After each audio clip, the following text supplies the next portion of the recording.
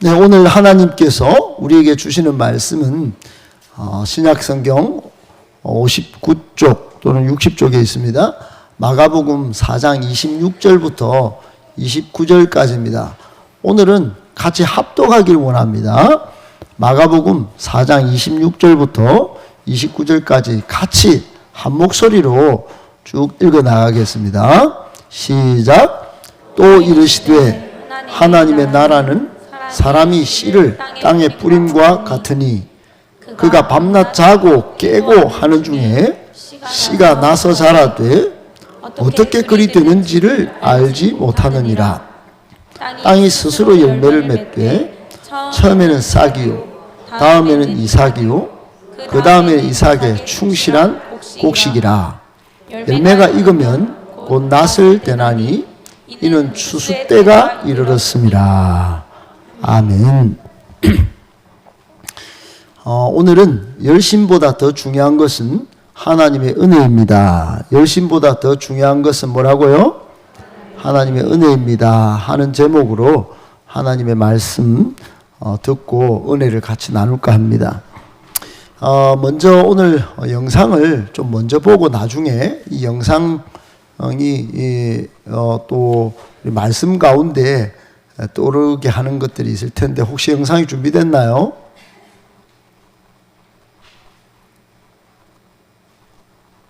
준비가 안 됐어요. 그렇군요. 네, 여러분 코리텐 분이라고 하는 분이 피난처라는 책을 썼습니다. 이분은 언니 베시와 함께 라벤스부르크라고 하는 나치 수용소에 수용이 됐었는데 정말 열악하고 또 이 열악한 중에도 이 두 자매는 가장 안 좋은 그런 교도소에 그런 수용소에 수감이 되었습니다. 이가 득실득실했거든요. 이 두 자매가 들어간 곳에 이가 득실득실했어요. 언니 베시가 몰래 성경을 이렇게 들고 갔나 봐요. 죽기로 작정했겠지요. 성경을 들고 들어가면 안 되는데, 그래서 이제 성경을 들고 갔는데 감사하게도 안 들켰습니다. 그리고는 들어가는 첫날 성경을 딱 펼치는데 제가 조금 전에 기도한 것처럼 항상 기뻐하라, 쉬지 말고 기도하라, 범사에 감사하라고 하는 데살로니가 전서 5장의 말씀을 딱 펼쳐 읽게 된 겁니다. 그래서 이 언니 베시는 동생 코리에게 이것 봐라, 여기서도 항상 기뻐하라고 하시네, 그리고 기도하라고 하시고 감사하라고 하시네.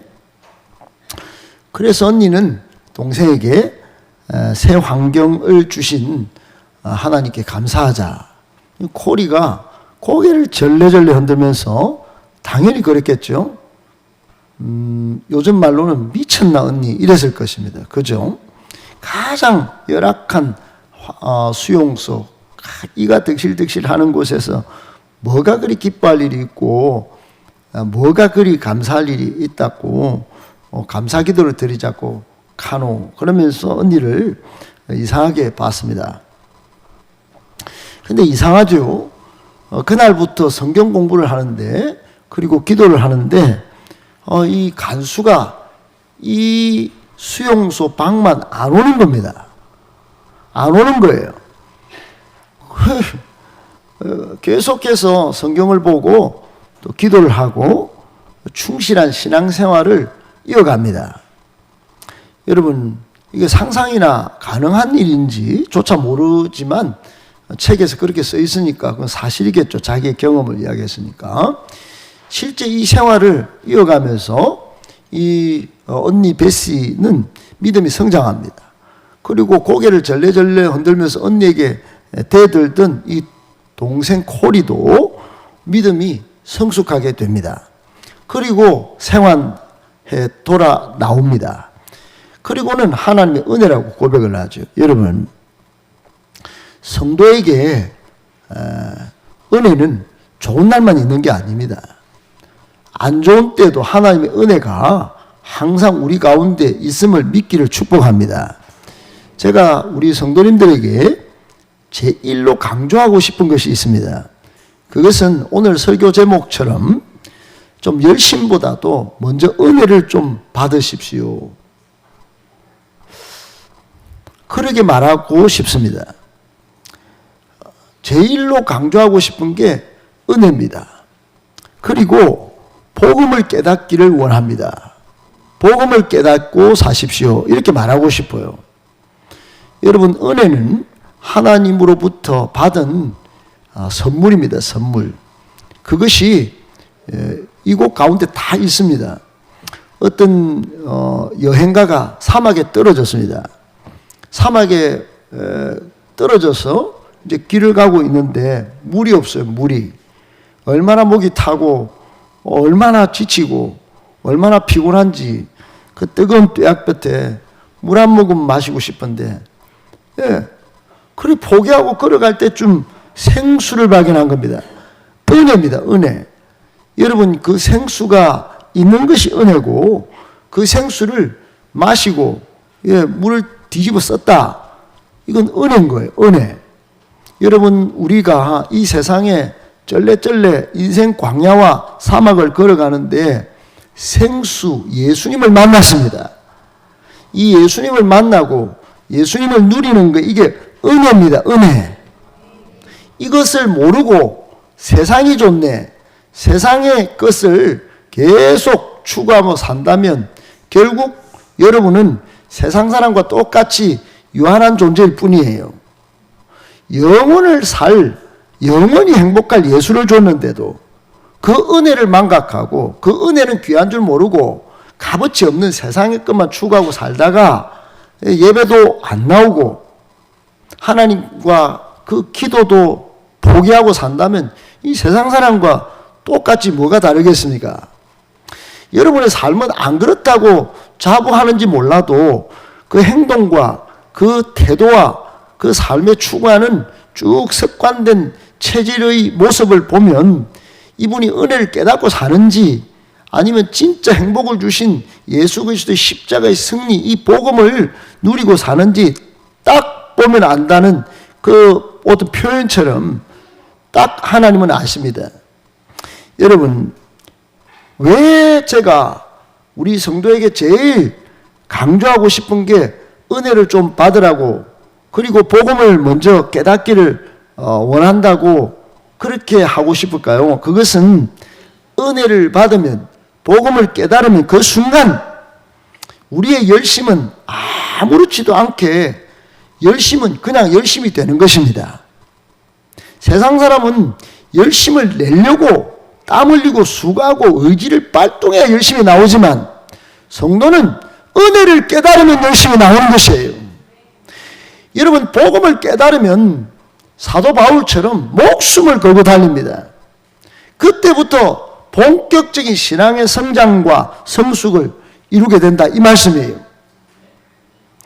1절에도 말씀드렸지만 이솝 우화에 나오는 것처럼 강아지가 내 행복은 계속 꼬리에 있는 것 같아. 그래가 꼬리를 계속해서 꼬리에 있는 행복을 잡으려고 막 돌아다니지만 열심을 내지만 그 어머니가 그렇게 이야기하잖아요. 야, 네가 그냥 하루하루 살다 보면 행복은 따라오는 거야. 마찬가지입니다. 우리가 하나님의 은혜 가운데 매일매일 살다 보면 매일매일 복음이신 예수 그리스도를 선포하고 누리며 살다 보면 행복은 따라오는 줄 믿을 수 있게 되기를 축복합니다. 그렇지 못하고 살던 바울이라는 사람이 있었습니다. 이 바울은 은혜를 깨닫고 이렇게 고백합니다. 고린도전서 15장 10절에 그러나 내가 나 된 것은 하나님의 은혜로 되었다. 여러분, 바울은 지금도 그리고 앞으로의 삶도 이게 된 것도 그렇지만 앞으로의 과정도 오로지 하나님의 은혜로 되었고 또 될 것이다. 이렇게 고백한 거예요. 내게 주신 하나님의 은혜가 헛되지 않다. 가짜가 아니다. 소멸되지도 않는다. 내가 모든 사도보다 더 많이 열심으로 수고하고 또 열심으로 복음 전하고 교회를 세웠지만은 그 내가 한 것이 아니요. 마지막에 한번 읽어봅시다. 시작. 오직 나와 함께 하신 하나님의 은혜로라.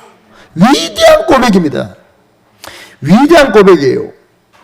여러분, 이런 고백이 우리의 삶 속에 순간순간 묻어나오고 마지막 때도 호흡이 끊어질 때 우리 자녀들 앞에서 야, 잘 먹고 잘 살아라 이렇게 하는 것보다, 유언을 남기는 것보다 오직 나와 함께 하신 하나님의 은혜로라 이런 말씀을 남기는 게 얼마나 은혜가 되겠습니까?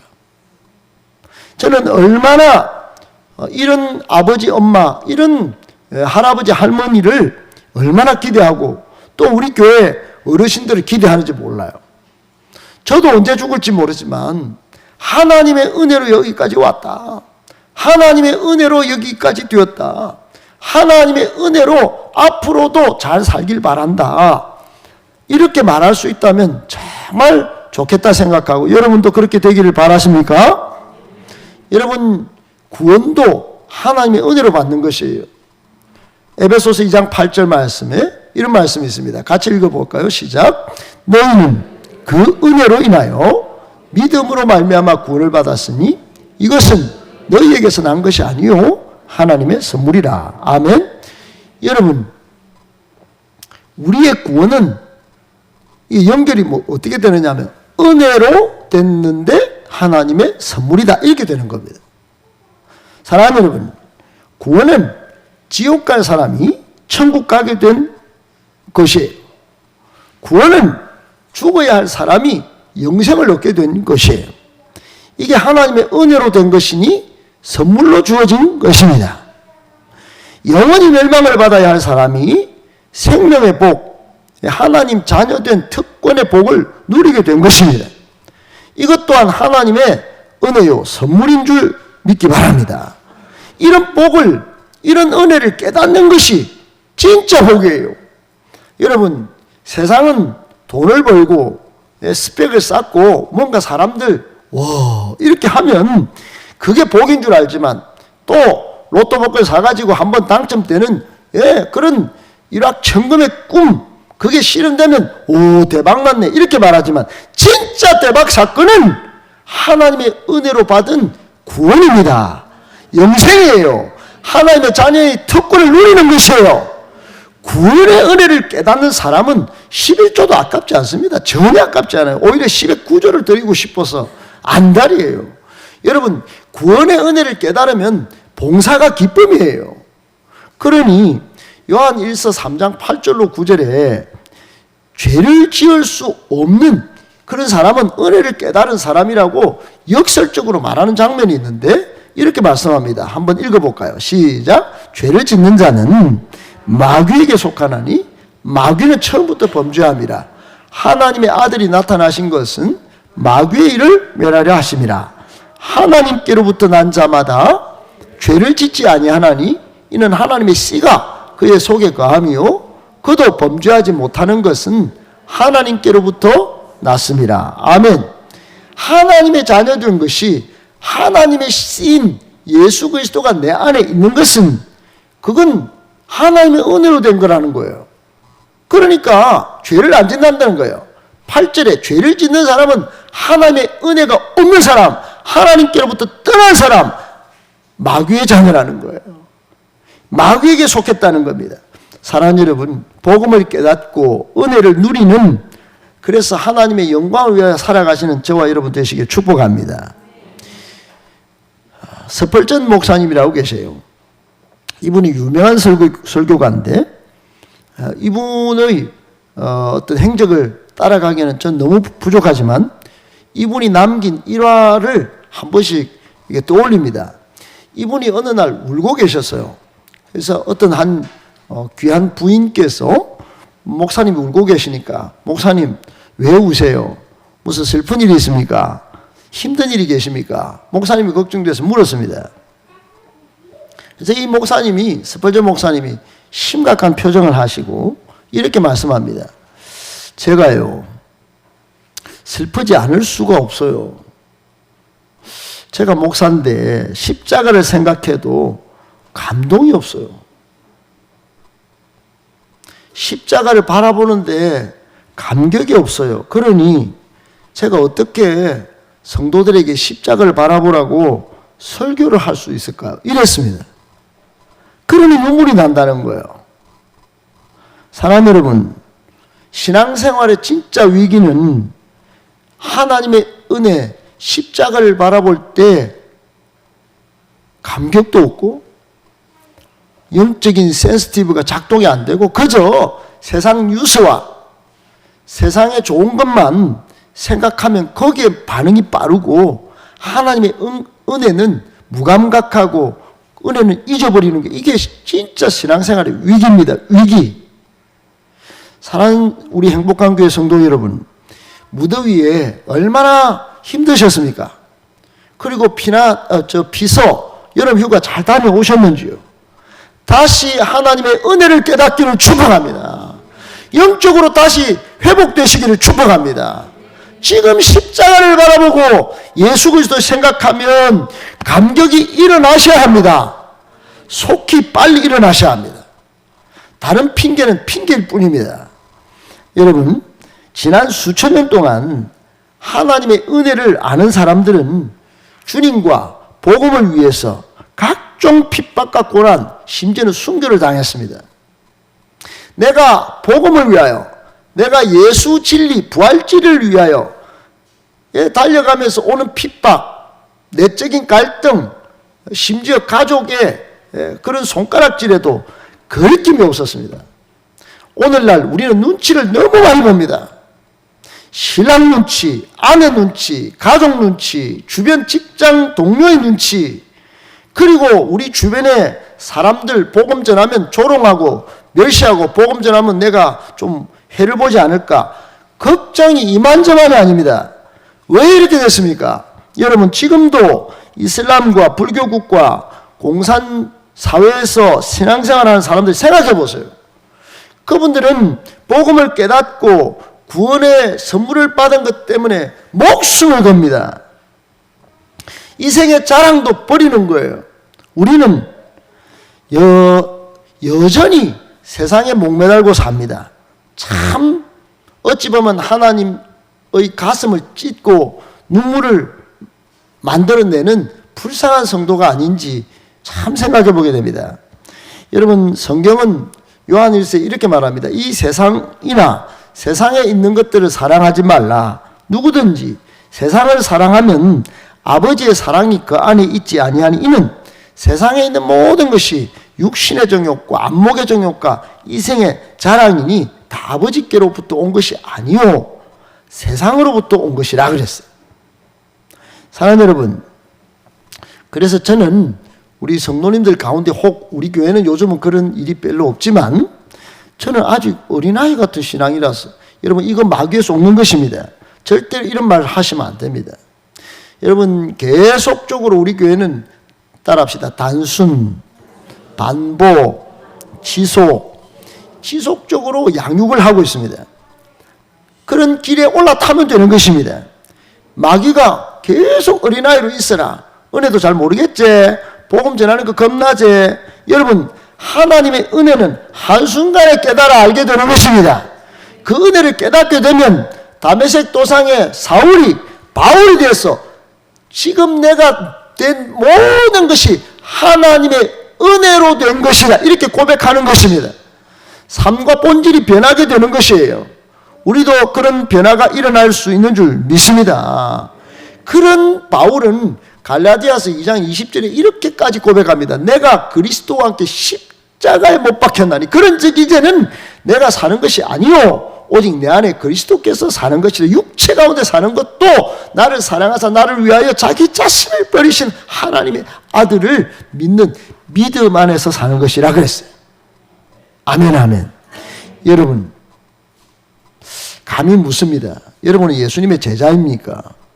예수님은 먼저 제자가 되고 땅끝까지 이르러 모든 민족을 제자 삼으라고 유언같이 말씀하셨습니다. 그런데 우리는 여전히 저는 아직 어린아이예요. 저는 아직 그냥 교회 나와 드리는 거예요. 알겠지요? 저한테 뭐 시키지 마세요. 여러분, 이게 마치 이렇게 하면 뭔가 뻔히 올라가는 것처럼 이야기합니다. 여러분, 목사에게 보내는 문자나 편지 속에 여러분, 내가 제자가 아닌 것 같이 아이같이 나오는 모든 행동을 이제부터 중단하시기 바랍니다. 하나님의 은혜로 된 사람은 모든 것을 갖다 바칠 수 있는 사람이 되는 것이에요.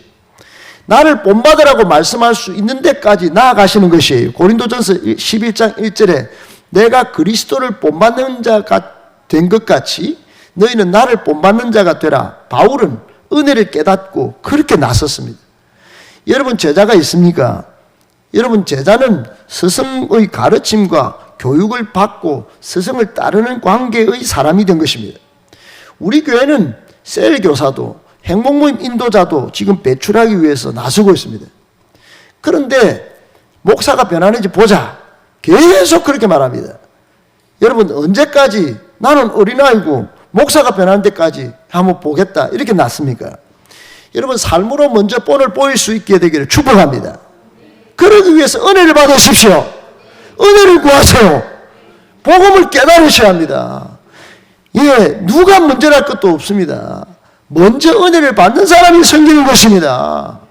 먼저 복음을 깨닫는 사람이 복음 진리를 위하여 목숨을 내놓는 것이에요. 로마서 16장 4절에 브리스길라와 아굴라 부부는 먼저 은혜를 깨달았습니다.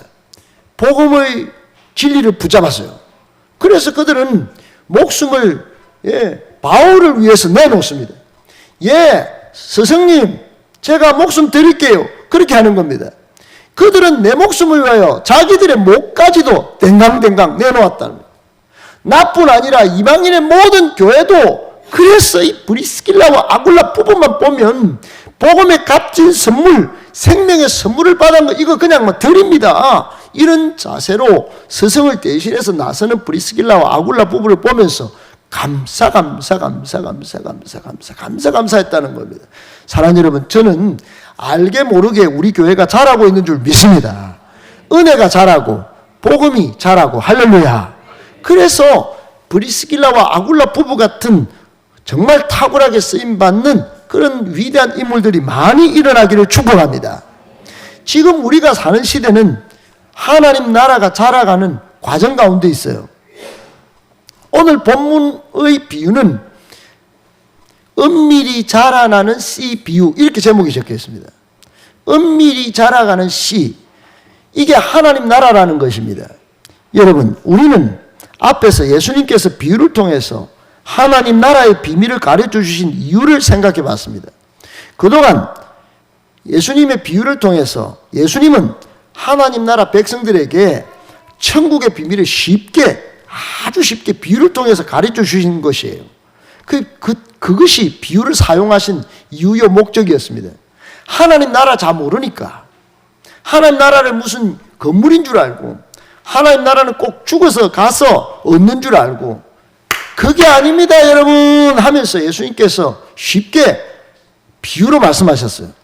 여러분 듣기십니까? 들을 귀가 있는 분은 들으셔야 합니다. 지금도 거친 마음으로 막 듣고 싶은 것만 듣겠다 하시면 길가에 떨어진 씨는 복음은 여러분에게 주신 하나님 나라는 마귀가 뺏어갑니다. 그리고 얕은 돌밭에 떨어진 씨, 즉 뿌리가 깊지 못해서 기쁨으로 잠깐 봤다가 예수 믿는 것 때문에 계속 피곤하다, 어렵다 말하는 분은 돌밭에 뿌려진 씨처럼 싹 나중에 말라버립니다. 넘어지는 거예요. 시험이 오면 넘어지는 겁니다.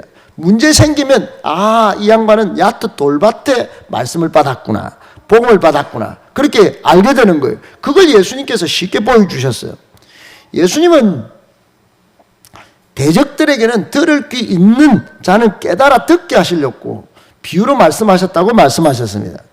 그러니까 여러분, 가시떨기에 떨어진 씨는 말씀을 들었지만 이생의 염려와 또는 재물과 향락의 기운이 막혀서 결실을 맺지 못해요. 좋은 땅 옥토에 떨어진 씨만 착하고 좋은 마음으로 받고 말씀을 자꾸 묵상하고 말씀을 실천하려고 인내로 계속 도전하고 또 돌파해 나가면서 마침내 30배, 60배, 100배로 결실하는 것입니다. 지난주에는 우리가 복음, 즉 하나님의 이 복음의 등불을 어떻게 해야 되는가? 우리 집안에만 묵혀날까? 아니면 나만 천국 가면 될까? 안 된다는 거예요. 예수님께서는 등불을 켜라, 게으르게 하지 마라, 걸어서 말로 덮어두고 평상 침대 아래 두지 말고 그 등잔대 위에 두어서 그 빛을 볼 수 있도록 하라고 말씀하십니다. 여러분, 복음이신 예수 그리스도를 다 받았습니다. 아멘. 하나님의 은혜의 선물을 다 받았습니다. 아멘, 아멘. 그러면 이걸 감추면 안 되는 거예요. 이 복음의 비밀이 삶을 통하여 여러분의 갈고 닦는 양육의 과정을 통하여 드러나게 하셔야 합니다. 드러나게 하셔야 합니다. 그러므로 귀담아 듣는 사람은 더 받아서 깨달음을 더 얻게 되고, 귀담아 듣지 않은 사람은 복음 진리를 게으름 부려가지고 그릇으로 덮어두거나 아예 침대 아래 평상 밑에 두는 사람은 가졌다고 하는 것마저 빼앗긴다고 예수님께서 말씀하셨습니다. 하나님 나라를 더 이상 경험하지 못하는 것이 계속 고만고만하게 자라다가 영적 베이비 크리스천으로 사는 것입니다. 그것은 마귀가 아주 좋아하는 것입니다. 자라지 못하게 놔뒀다가 나중에 확 뺏어가 버리면 되니까. 사랑하는 여러분, 자라셔야 합니다. 오늘은 스스로 자라는 씨 비유예요. 하나님 나라가 어떻게 자라가는지 그 과정을 잘 보여줍니다. 오늘 본문 26절 27절에 보면 하나님의 나라는 예수님께서 사람이 씨를 땅에 뿌린 것 같은데, 이게 농부가요 밤낮 그냥 좀 게으릅니다. 어찌 보면 자고 일어나고 하는 것밖에 안 보여요.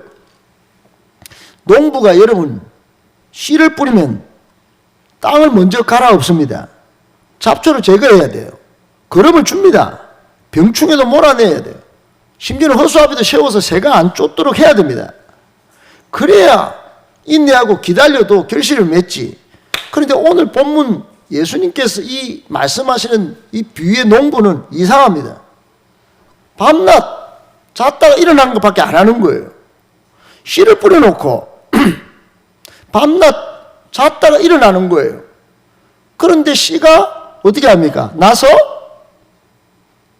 자란다는 거예요. 이게 하나님 나라라는 거예요. 여러분, 그러다가 농부가 생각합니다. 어떻게 이리 됐지? 어떻게 그리 됐지? 알지 못하는 중에도 씨가 자라난다는 거예요. 사랑하는 여러분, 여러분 지금 도대체 이게 무슨 말씀 하는지 도통 모르겠다 이렇게 생각하실 수도 있어요. 저도 그렇게 생각 한번 해봤습니다. 그런데 여러분, 이게 신기한 하나님의 나라의 신비예요.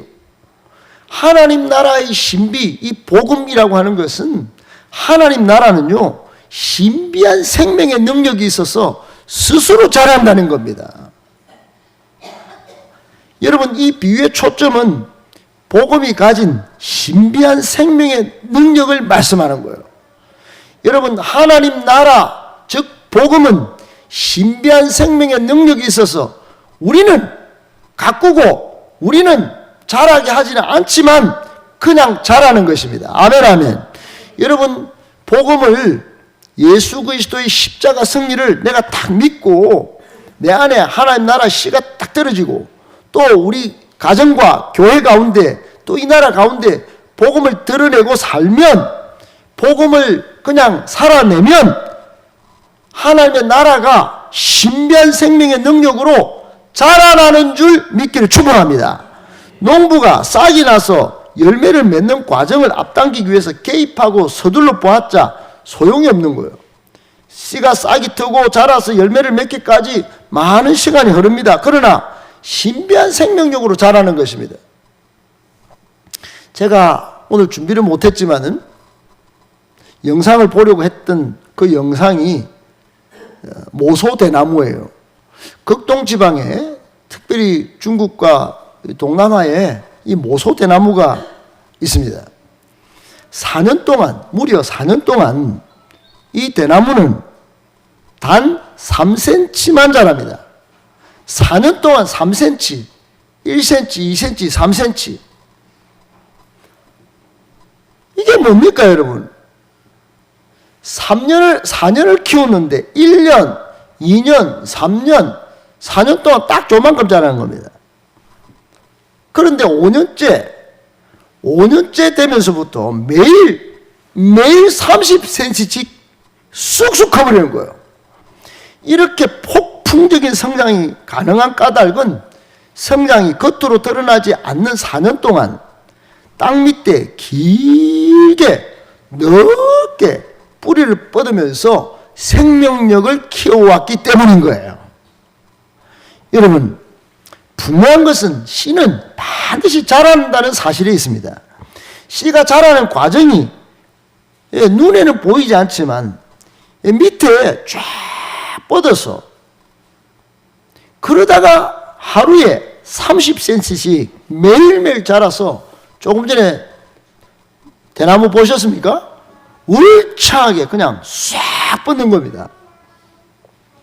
여러분, 농부가 자고 일어나는 일을 반복하는 동안에 농부가 땅에 뿌린 씨앗이 자라는데 어떻게 자라는지 예수님은 알 수가 없다고 말씀하셨습니다.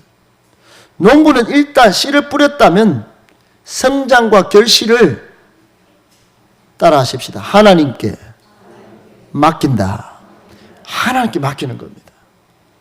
여러분, 우리 교회도 내가 열심을 내고 그래서 안 되는 거 눈에 보이고 지적질하고 그러면 안 되는 것이에요. 하나님께서 교회를 지키십니다. 하나님께서 교회를 성장시키세요. 하나님 손에 달려있음을 믿을 수 있기를 축복합니다.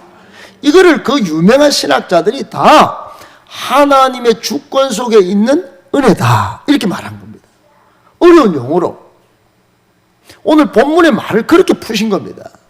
사랑하는 여러분, 하나님은 씨앗 안에 수분을 흡수하고 발화하며 스스로 자라날 수 있는 신비한 능력을, 생명력을 부여하셨습니다. 하나님 나라 복음이 가진 생명력도 마찬가지예요. 그러므로 복음을 가지신 여러분 절대로 포기하지 마세요. 여러분 이 상태에서 멈춘 것이 아닙니다. 어떤 책의 기록에 이렇게 되어 있어요. 당신은 멈춘 것이 아니라 뿌리를 내리고 있는 것이다. 이렇게 적었어요. 믿을 수 있기를 축복합니다. 여러분은 복음을 받았지만 여기서 스톱할 인생이 아닌 것이에요. 그래서 교회 그냥 억지로 나가주지 이러시면 안 되는 것입니다. 여러분 계속 자라셔야 합니다. 할렐루야. 내 안에 신비한 복음의 생명력이 다이내믹하게 정말 어썸하게 위대하게 지금 자라도록 하나님이 자라게 하시는데 그러면 계속 나오셔야죠. 은혜 빛 안에 있어야죠. 하나님께 가까이 나가셔야죠. 왜 멈칫하십니까? 왜 눈치를 이곳저곳 보십니까? 세상에 가봤자 안 되는 거예요. 은혜 앞에 있어야 합니다. 성령의 생명력을 받으셔야 합니다. 할렐루야. 기도하셔야 된다 이 말입니다. 여러분 씨앗이 일단 땅에 심겨지면 그 씨앗은 스스로 자라날 수 있다고 말씀합니다. 씨앗은 땅에 심겨지고 한두 주가 지나면 첫 싹이 올라오기 시작합니다. 줄기가 나고 굵어지고 키가 자라고 추수때가 나면 이삭이 맺히고 곡식이 연결게 됩니다. 현미경으로 무슨 봐야 되는 게 아니에요. 농부가 그거 자라는 겁니다. 왜 그럴까요? 자라게 하시는 하나님이 계시기 때문입니다. 이 세상에 많은 원리를 작동하고 계신 분이 하나님의 주권의 은혜예요. 하나님이 하신다 이 말입니다. 할렐루야. 여러분 오늘 본문 말씀 두 가지로 정리할 수 있습니다. 하나는 하나님 나라 복음 운동은 반드시 성장한다는 겁니다. 여러분 우리 교회가 복음 운동을 펼치고 있어요. 그저 화려한 것, 잘난 사람만 오고 그 사람만 인정받고 이런 게 아니에요. 복음 운동을 펼치면 가난한 사람은 부하게 되는 것입니다. 엊그저 가난하게 보이는 사람도 부하게 되는 거예요. 그러니까 복음 안에 머물러야 합니다. 할렐루야. 성장하는 겁니다. 눈먼 자 눈을 뜨게 될 것이고 눌린 자, 스트레스로 압박받는 사람 자유하게 될 것입니다. 아멘, 아멘. 이런 외적인 힘이 작동하는 거예요. 그리고 내적인 질적인 성장도 성령의 역사로 자꾸 성장하고 성품 변화도 일어나고 그렇게 되는 것이에요. 그래서 바울은 고린도 교회 성도들에게 이렇게 말합니다.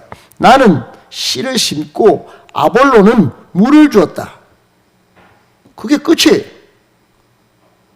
그 이후의 표현은 전부 자라게 하시는 분은 하나님, 자라게 하시는 분은 하나님, 이렇게. 그는 심는 이나 물 주는 이는 그런 적 아무것도 아니되 오직 자라게 하시는 분은 하나님뿐인 줄 믿으시기 바랍니다. 그러니까 여러분, 복음 운동을 교회에서 제대로 하려면 자꾸 셀에서나 어디선 먼저 나서려고 하죠. 여러분, 열심히 하는 것과 나서서 무엇을 자꾸 판단하고 지적하는 거, 이거는 굉장히 안 좋은 거예요. 셀 리더가 잘하도록 나는 물을 주는 겁니다. 셀 리더가 복음을 뿌리고 여러분은 물을 주고 협력하고, 그러면 자라게 하시는 분 하나님이 자라게 하시는 것입니다. 교회도 마찬가지입니다. 수도 없이 일이 많습니다. 그런데 안 도와줘요. 목사님이나 잘하세요. 내만 쳐다보세요. 알았죠? 여러분, 그게 다 몰락하니까 힘들어요. 여러분이 좀 도와주시는 마음으로 같이 기도해 주실 수 있기를 축복합니다. 기도에 물을 뿌려주셔야지. 기도의 자리는 세상에 안 나옵니다. 피서도 잘 가고 잘하는데, 여러분, 나이가 먹고 중직이 되면 두 가지는 기본으로 하셔야 됩니다. 기도하시고 말씀 읽으셔야 합니다. 할렐루야. 그렇게 물을 주는 거예요. 그러면 자라게 하시는 하나님이 자라게 하신다는 겁니다. 교회도 자라고, 여러분 자녀도 자라고, 가정도 자라고, 사업도 자라고, 직장도 원만하게 될 것입니다. 아멘, 아멘. 오늘 본문이 주는 두 번째 교훈, 이것만 보면 오늘 말씀이 끝인데, 여러분 오늘 4장 29절에 이렇게 말씀합니다. 스스로 자라나는 씨 비유의 결론과 같은 말씀인데, 29절 같이 읽을까요? 시작. 열매가 익으면 곧 났을 때나니 이는 추수 때가 이르렀습니다. 아멘. 여러분, 예수님께서 이 비유로 하나님 나라는 자란다, 자라는 과정 가운데 있다. 성도도 마찬가지다. 근데 반드시 기억해야 될 게 있는데, 열매는 반드시 익을 건데 그때 하나님이 낫을 된다는 겁니다. 하나님이 낫을 된다는 거예요. 추수 때가 있다는 거예요. 여러분, 기다리다 나중에 종말이 올 겁니다. 종말이 오는 신호가 여러 곳곳에서, 일본도 지금 진도 9.0 이상의 대지진을 준비하고 두려워하는 마음으로 예보를 날렸다가 지금 취소했습니다. 여러분, 우크라이나의 전쟁은 러시아 본토까지 진격하고 있고, 중동의 전쟁은 어디로 튈지 알 수가 없습니다. 미국과 중국의 전쟁은 대만을 끼고 지금 긴장 상태를 유지하고 있지만 언제 터질지 모릅니다. 남과 북, 우리나라는 지금 여야가 밤잠도 안 자고 공무원을 몰아치고 있습니다. 어떻게 가다가 어떻게 죽을지 알지 못하는 정말 엄청난 사인들이 곳곳에 보이고 있습니다. 반드시 여러분, 열매가 있고 하나님이 낫을 때는 때가 옵니다. 그 추수의 때가 가까이 오고 있습니다. 오늘 스스로 자라는 씨 비유 중요한 마지막 교훈은 이거예요. 예수님이 하나님 나라를 시작함과 동시에 심판하는 분이시라는 겁니다. 하나님 나라를 자라게 하시는 시작점이기도 하시지만 마지막 낫을 되시면서 심판하는 분이시라는 거예요. 오늘 이 말씀을 29절에 그대로 예수님께서 하셨습니다.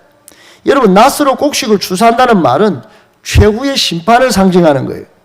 주님이 재림하셔서 하나님 나라의 복음에 믿음으로 반응하여 하나님 나라에 들어오는 사람들에게 시작된 이 구원을 추수 때 완성하십니다.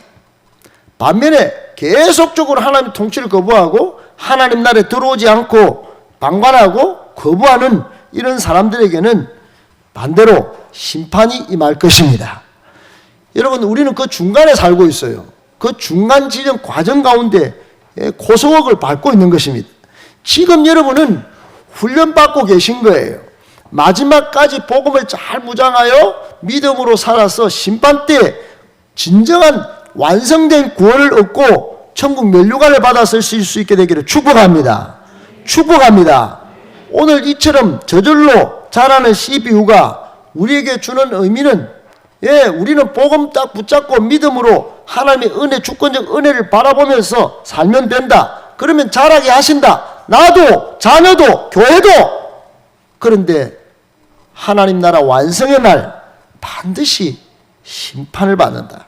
꼭 그걸 바라보고 여러분 게으르지 말고 나태하지 말고 핑계와 불만과 원성으로 완고해지지 말고 교만해지지 말고 항상 겸손히 하나님 나라 완성의 그 때를 바라보며 종말의 때를 성령 충만하여 살게 되시기를 축복합니다. 이럴 때 교회가 할 일은 딱 두 가지입니다. 하나는 복음 전파예요. 하나는 주님의 제자를 길러내는 겁니다. 여러분 복음을 전하는 일에 9월부터 행복 모임을 하게 될 텐데 여러분 참여하셔야 됩니다.